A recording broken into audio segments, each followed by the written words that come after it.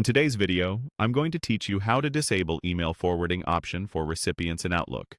We'll do this in Outlook on the web, and I'll walk you through it clearly so you can follow along without any guesswork. This setting stops your mailbox from automatically forwarding emails to another address. It doesn't remove the forward button from messages your recipients get. That's a separate feature. But if your goal is to prevent automatic forwarding from your account, this is exactly what you need. Start by opening your web browser and heading to your preferred search page. In the search box, type Outlook, then click the official Outlook website in the results. If you're prompted to sign in, use your account credentials and continue to your inbox. Once you're in your mailbox, look to the top right of the screen for the gear icon. That's the Settings button.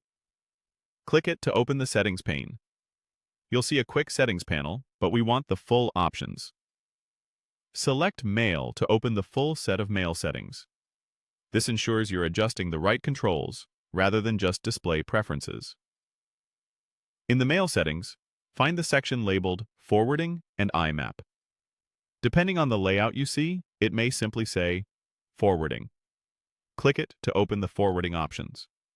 This page manages whether your incoming mail is automatically sent to another email address. If forwarding is currently enabled, you'll see a toggle switch turned on and possibly a forwarding address listed. To disable forwarding, switch that toggle off.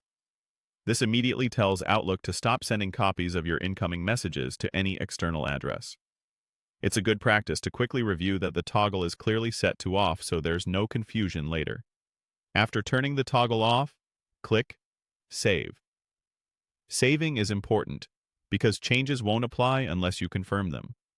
Once saved, the change takes effect right away, and any new emails sent to your inbox will stay in your mailbox rather than being forwarded elsewhere. A couple of quick tips before we wrap up.